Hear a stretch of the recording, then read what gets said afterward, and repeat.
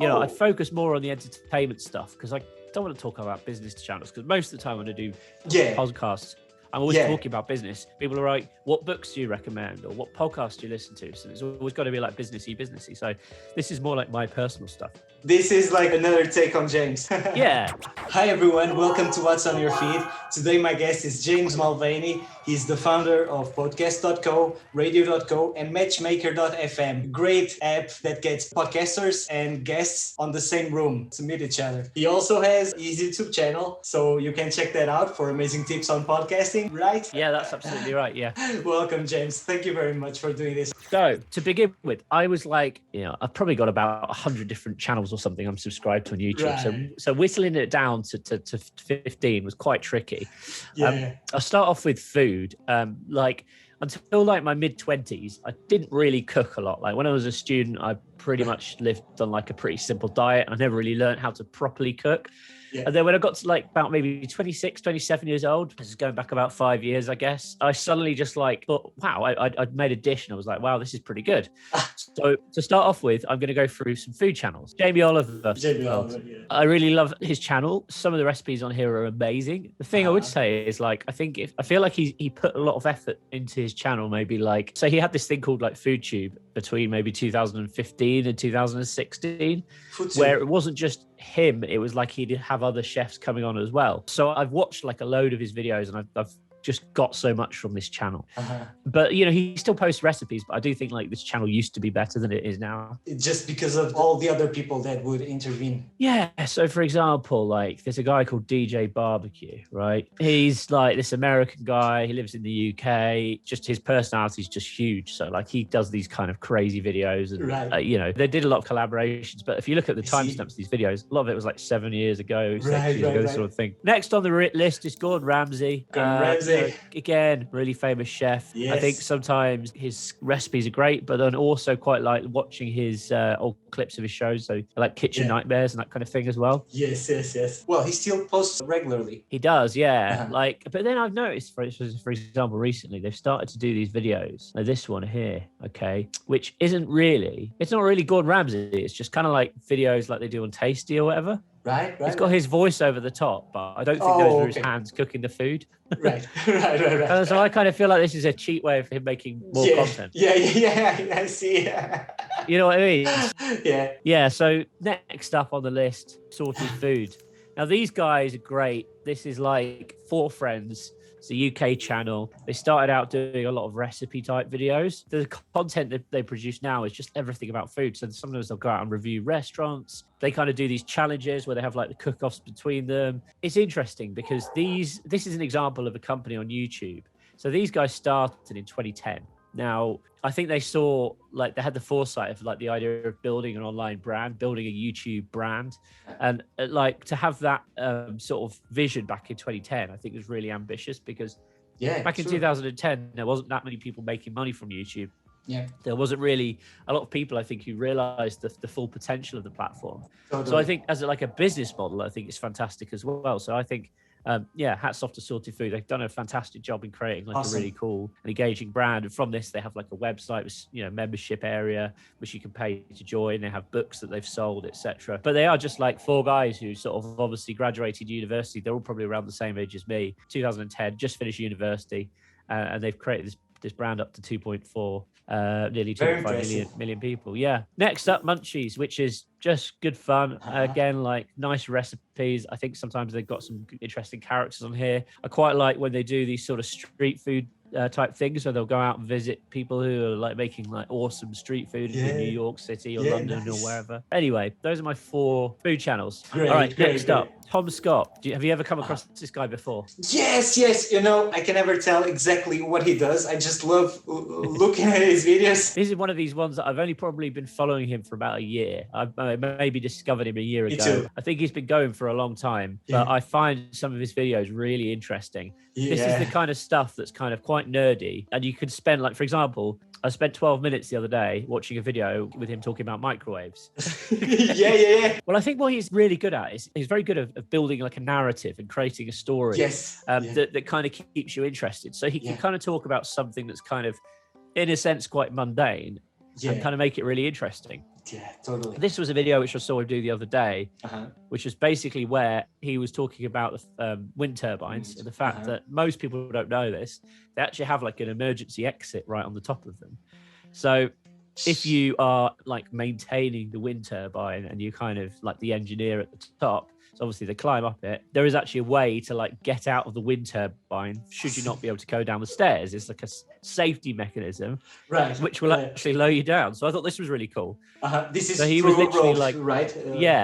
He was literally like using this sort of special thing, and that would like terrify me. I mean, like that's quite high. Yeah. So really he literally got like lowered down from this wind turbine on this rope, which I thought was wicked. But yeah, Tom Scott. There's Tom Scott for you. Yeah, but then in the next video, he's just talking about microwave. So I think his channel was really interesting. I think he's one of these people who clearly gets a lot of views, and I think rightly so, because he obviously puts a lot of time and thought into these videos. It's not like he just films them on ad hoc. Like they're very well scripted, they're very well edited, and the narrative's always really good. Yes. Great. So next up on my kind of entertainment list is Derren Brown. Do you know who Derren Brown is? Oh yeah, he's one of my idols. Yeah, really. He's amazing. Derren Brown's one of these people I've been watching his stuff since I was like a student, so like the late 2000s. You know, it's one of these things where he was producing content when I was kind of growing up. Like he was on TV when I was a kid. So between maybe 2000 and 2005, when I was a teenager, and I never really watched him then. I was only when I got to university, I was like, oh, this guy's pretty cool. And then of course I went and watched all of his back catalogue of stuff. That's what I did. And I was like, I was really interested in like a lot of how it works. Like I've always had an interest in kind of magic and hypnosis and these sorts of subjects. You know, again, his YouTube channel's got tons and tons of his all of his tricks. The old clips, right? Yeah. But, you know, great archive. He's like a person that he seems to have no competition, really, no direct competition. There's no one exactly like Derren Brown. Yeah, I mean, if you think about magic traditionally, it's normally big sort of like David Copperfield. I saw David Copperfield when I was in Vegas, and interestingly, with David Copperfield's Vegas show was obviously insane, right? And I've seen Derren Brown live 2 or 3 times as well, and his shows are always great. But there was a trick that David Copperfield did, and it was really similar to what I've seen Derren Brown do on stage. It was just dressed up in a different way. So it kind of revolved around like most of Derren Brown's stage shows have this kind of big reveal at the end, like where they'll have like reveal a big scroll of paper, and it'll have all these things written down on it, and it's different events that have got numbers that have occurred that seemed seemingly impossible for him to predict. And actually David Copperfield at the end of his show did something really similar, which I thought was really interesting. And I think like obviously there's kind of, because you see David Copperfield as like a magician, right, or an illusionist, whereas Derren Brown is more like a mentalist. It's more about the psyche, mentalist, the psyche stuff, you know, mind reading and all this kind of stuff. But they basically presented the same trick on stage. So kind of, it got me thinking, you know, obviously this stuff is obviously shared in like the magic circles and nonsense else, but Derren Brown, fantastic. Okay, fantastic. Cool. Next up, the Zac and Jay Show. Now this is, I would say one word to kind of sum these two guys up is shenanigans. Great. Yeah, so I've been following this for maybe a year. The attention to detail in their videos is great. They're really entertaining. They just do all these kind of crazy stunts. So they kind of go to like the poshest area of London and post letters through the door asking to come in and see the houses, or they'll go and try and look around billionaires' yachts. And they've done other stuff where they'll like sneak into a red carpet, or they'll like break into festivals. They're just great. They hire like a fake Ed Sheeran look-alike. And took him around and stuff like this. So yeah, shenanigans, guys, like you said. Total shenanigans. Like you don't really learn a lot, but like it's great fun to watch, and you know, it sort of appeals to that sort of cheeky side of me, I think. Next up, colinfurze. This guy's insane. So he's 11 million subscribers, and one of the things he used to do, which he stopped doing again, I don't know why, is every single time he hit like another million subscribers, he would do one of these videos with loads of fireworks. So like, here we go. So firework pendulum of chaos. So, and then basically he just creates these insane firework contraptions. You know, obviously does it all very safely in sort of private lab. Sure, of course. Don't try this at home kind of stuff, kids. And then he just sets them off, and it's always great fun to watch. It's just like, so yeah. And of course, like this is just one aspect of his channel, but I really like this. I love fireworks for some reason. I've got like a little bit of that cool. pyromaniac from when I was a kid in me still. But yeah, aside from that, the point of his channel is he actually just makes all these cool kind of cars and gadgets and stuff. So yeah, exactly. So he built this thing which was just like designed to go around like, you know, extreme environments, up snow and ice. It was pretty cool. Wow. And he builds all this stuff himself. So I think it just goes to show, you know, like a guy in a shed can create anything. Yeah. Next up, Max Fosh. Now this is Max Fosh. Again, quite a new one for me. I found him through watching Zac and Jay because he was on some of their videos. So again, it's like YouTubers doing collaborations. Great way to sort of discover other YouTubers. Yeah. The most recent thing he's done, which I haven't really been following, is he tried running for mayor in London. He did. Yeah, so he didn't win, but yeah, he kind of basically ran as an independent party for mayor in London. Yeah, I can see YouTubers do more of this. Yeah, they're really good at doing sort of publicity stunts, aren't they? Yeah. You know, They got the that. thing is, yeah, you know, and he's got kind of quite a few of these other videos. He started off doing these street smart things, which is basically where he was going up to interview people, students on the street, generally who are quite drunk, and asking them silly questions. Yeah. Getting some silly answers. But yeah, Max Fosh, pretty cool guy. Next up, this is a weird one. This is basically like an animated series rather than a YouTube channel. Awesome. And there's 6 episodes of this. But this is like the weirdest thing to watch ever, but it's brilliant at the same time. It's called Don't Hug Me, I'm Scared. All right. And they kind of released them over a period of like 5 or 6 years. But these guys have got like, you know, followed sort of got cult status, you know. They've and you can see how many views these exactly videos have had. 20 million. And it's kind of like, it's like sort of, imagine the TV that we used to watch when we were kids, but with like a really sort of sinister twist on it.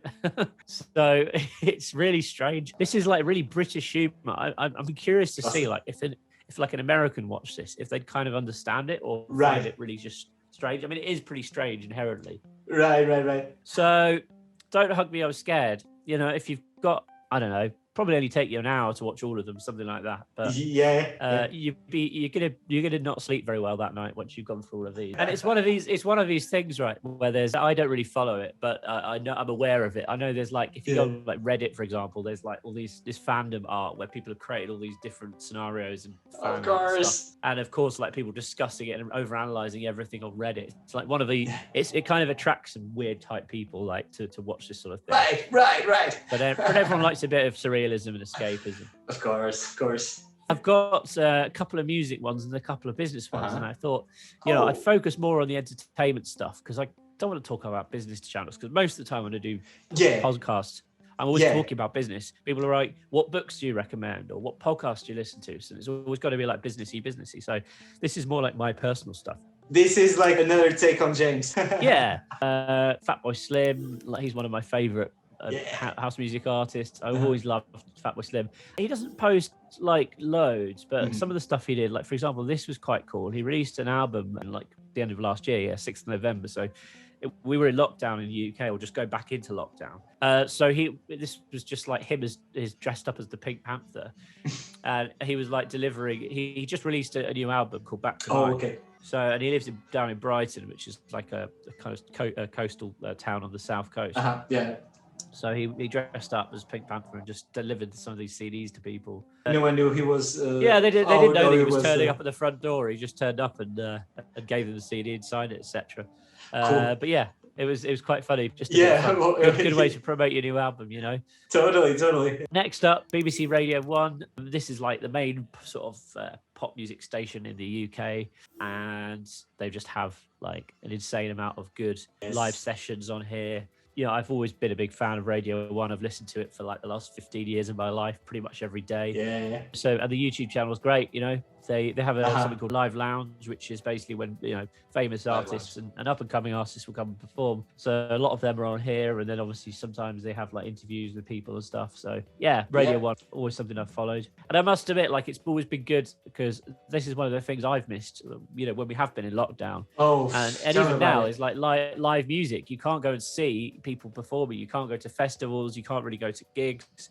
So I've been using like a lot of YouTube channels to watch recorded. Like, for example, I've watched loads of Glastonbury sets from previous years. Right. Yeah. Which has been really good because you can't go out and do that stuff. So, you're sat at home, but it's always good to kind of reminisce. And it's sometimes, live music is beats just like listening to stuff that's pre-recorded. Yeah, I miss it so much. Yeah. So this is a guy, Frank Kern. I followed him since I was like in my early 20s, like 10, 15 years. And, he has just taught me so much over the years about marketing, about sales. So, his content's always been great. So I thought I'd give him a shout out. Like, he does a lot of stuff on YouTube, and obviously you can follow a lot of his content. I bought a lot of his courses in the past and things. So yeah, he's an interesting guy. He's a bit of a character as well. Well, awesome. That's great to know. Just to finish up, Peter Lorimer now. Yeah. This is a guy I discovered via watching a Netflix series a couple of years ago.